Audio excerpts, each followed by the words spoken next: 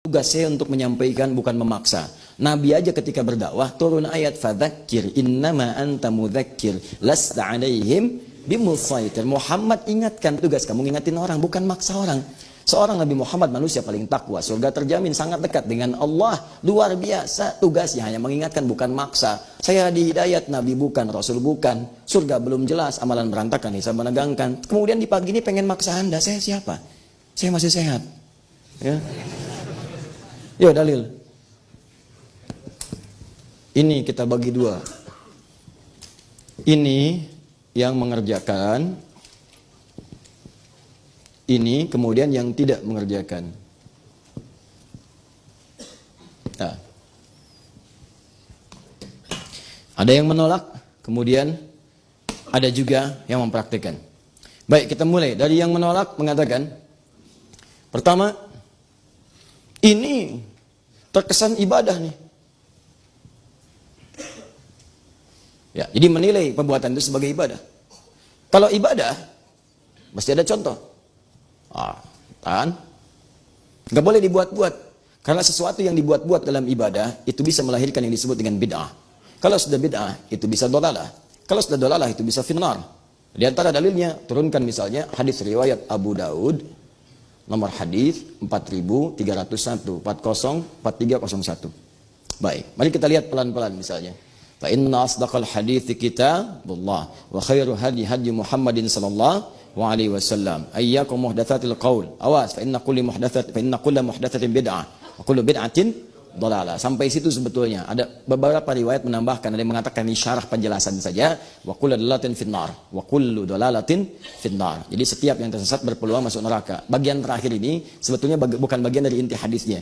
Hanya beberapa mengatakan ini ada tambahan, ini ada tafsir masuk ke situ. Persis seperti kalimat Ibnu Adam, idza mata Ibnu Adam. Padahal di hadisnya bukan Ibnu Adam, di hadisnya insan, idza matal insan atau idza matal abdu. Demikian di hadis riwayat Muslim 9 lafaz. Cuma kemudian disyarah oleh para ulama, wa yuqsadu bil insan Ibnu Adam. Yang dimaksud dengan insan semua anak cucu Adam. Maka populer ungkapan idza mata Ibnu Adam. Paham? Oke, teruskan. Ini contohnya enggak ada. Baik ya, ini berpeluang menjadi bid'ah. Sampai kita bahas dulu ya. Awas, hati-hati, jangan marah dulu. Kemudian teruskan ke bawahnya. Nah ini nggak boleh diada-adakan. Yang ketiga, kalau ini baik, nah keluar kaidah. Kalau ini baik, tentu orang dulu sudah mengerjakan sebelumnya. Pernah dengar ungkapan ini?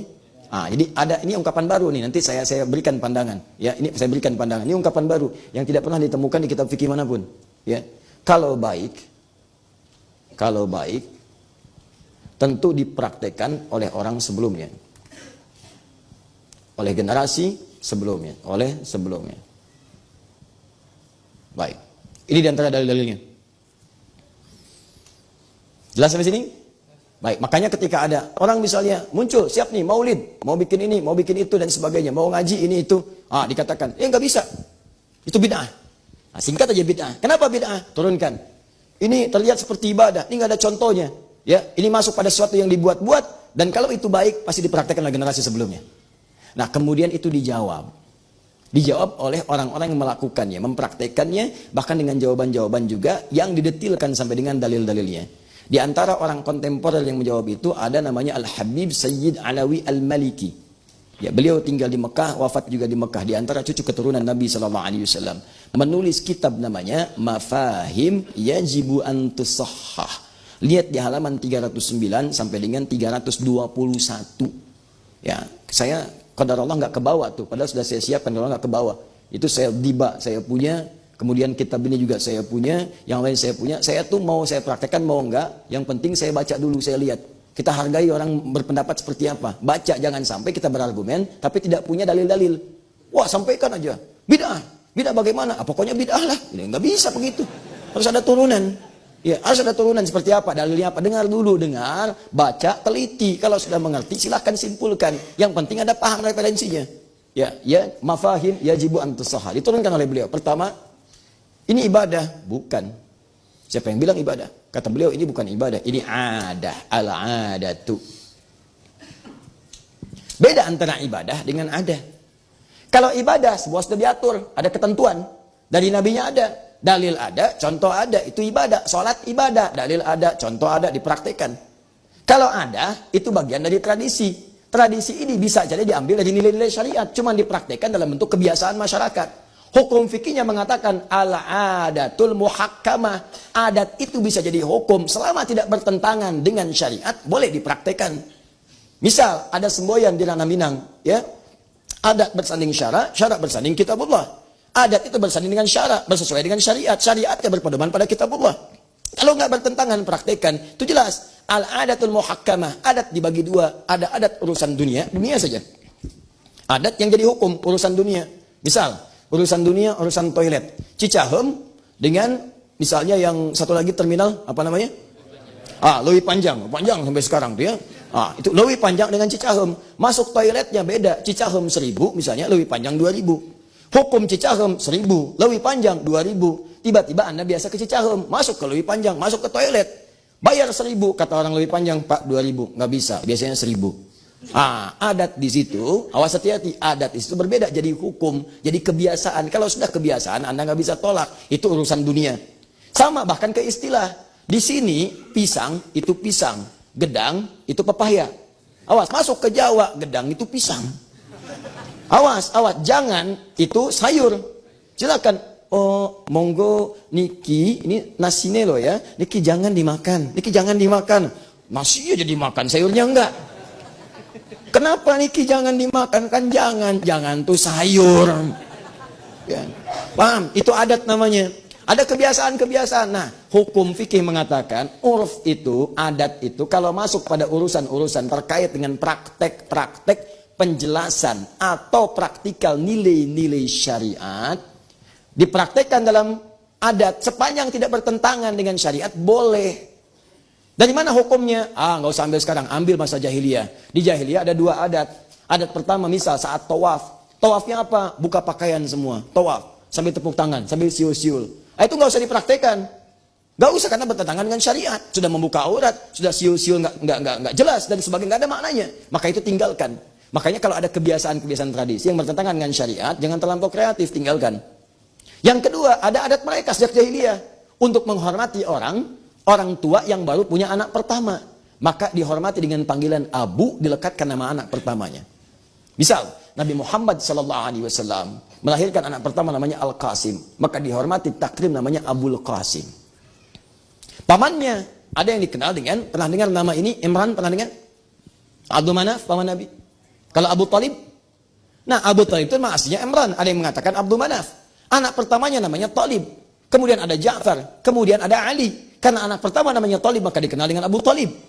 Nah itu banyak turunan ke bawah untuk sebagai menghargai orang-orang yang baru melahirkan dan baru punya anak pertama. Takrim. Itu dilestarikan sampai masa Islam sampai sekarang. Abu Muhammad, Abu Usama, Abu Husain, Abu Hasan dan sebagainya. Jadi kalau antum misalnya tiba-tiba saya pengen hijrah. Terus ganti nama antum Asep, punya anak namanya misalnya Hasan, jadi Abu Hasan. Ini bukan menunjukkan Anda Islami, bukan. Itu dari tradisi sejak masa jahiliyah. Jangankan Anda, Abu Lahab juga begitu, Abu Jahal juga begitu, dan yang lainnya. Itu tradisi sejak zaman dulu. Cuman diabadikan, dilestarikan masa Islam karena punya nilai-nilai baik. Itu yang disebut adat tidak bertentangan dengan syariat. Paham? Awas, saya belum bicara pilihan. Tugas saya menjelaskan dengan objektif, jangan menutup-tutupi. Sampaikan ini pilihan itu belakangan. Jelas? Jadi paham ya? Jadi ini adat nih bukan ibadah. Kalau ibadah itu ada teknisnya, ada macam-macamnya, ada aturannya. Kami ini kumpul seperti antum kumpul. Antum kumpul itu pengajian. Yang dibahas Nabi, kami juga pengajian. Yang dibahas ini. Yang dibahas ini, kumpulannya seperti ini. Kita cuma tradisinya seperti antum tradisi. Tradisi kumpul taklim, tradisi kumpul ini. Tapi kan gak ada contohnya dari Nabi. Ini yang jadi masalah. Apa antum juga ada contohnya? Taklimnya khusus hari Ahad subuh. Apa ada contohnya taklimnya khusus malam Jumat? Apa ada contohnya taklimnya khusus di Sabtu subuh? Gak ada zaman Nabi dikhususkan taklim di Sabtu subuh. Gak ada zaman Nabi dikhususkan taklim di Ahad subuh. Tapi kan itu kan tapi. Semua persoalan butuh dalil. Perhatikan baik-baik. Kalau urusan ibadah itu telah kita bahas. Ada dalil, ada contoh. Ada dalil, contoh sementara. Ada dalil, contoh nggak ada. Tidak setiap yang nggak ada contoh tidak boleh dilakukan kalau ada dalilnya.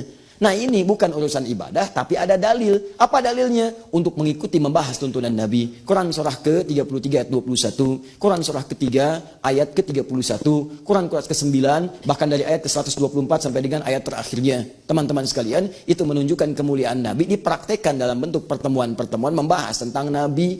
Isinya ada yang taklim, isinya ada yang pujian, isinya ada yang doa. Sama dengan antum kumpul bahas sirah, yang dibahas tentang Nabi, yang dibahas kehidupan Nabi, istri Nabi dan sebagainya. Cuma waktunya kemudian ditetapkan oleh mereka. Kapan waktunya? Yang paling afdol pas bersamaan dengan lahirnya. Kenapa bersamaan dengan itu? Karena orang mulai ingat, banyak ingat. Kalau banyak ingat, banyak mudah menghadirkan nilai-nilainya.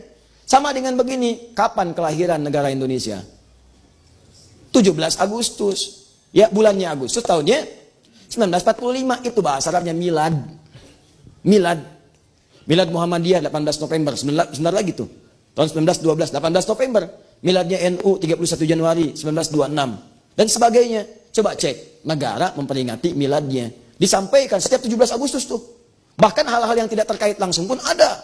Apa misalnya? Panjat pinang. Ayo, siram sama minyak. Naik lagi, merosot lagi. Kenapa sih Pak mesti bikin itu? Menanamkan nilai perjuangan.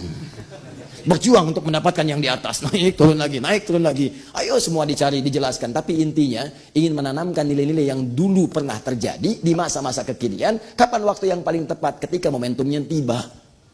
Saya belum pernah mendengar ada mengatakan, tuh, milad kemerdekaan, bid'ah. Ayo kalau berani.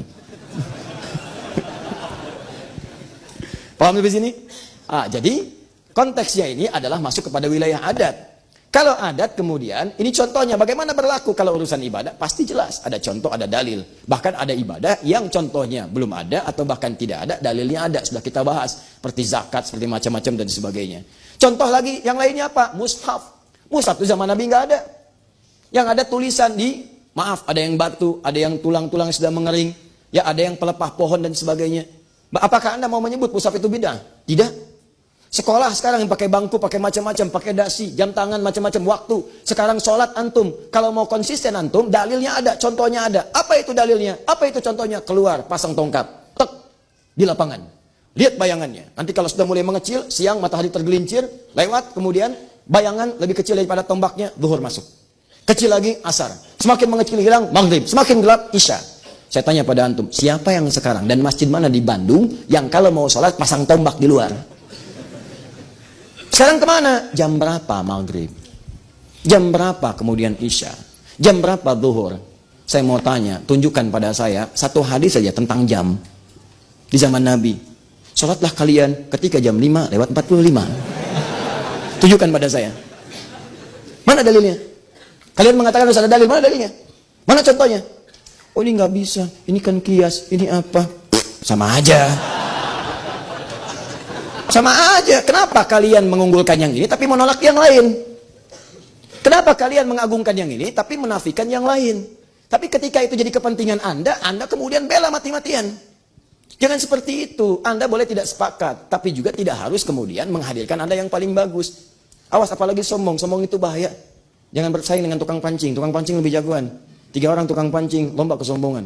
Yang satu mengatakan, nih Pami Abi mancing ayeuna. Waduh, kalau saya mancing sekarang, saya lempar. Begitu saya lempar, langsung dimakan. Tuh. Yang satu mengatakan, pancing saya, baru dimasukin umpannya begini, ikannya udah nongol. Pak, mau mancing nggak?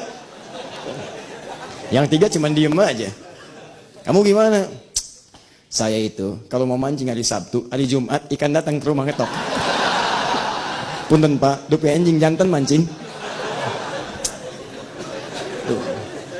Sudahlah, nggak usah seperti itu, ya. Nggak ada ujungnya. Paham ya? Dia lebih baik kita lihat dulu, dengar aja dulu, dan belum tentu juga ini pun unggul dibanding yang ini. Cuman caranya tampilkan dengan yang elegan. Itu yang paling bagus. Caranya demikian. Ini jawab, ini dalil, pakai dalil. Dalil pakai itu biasalah. Biasa diskusi dalil itu pilihan terserah Anda. Ya jangan sampai perbedaan kita membuat kita sulit untuk minum teh bersama.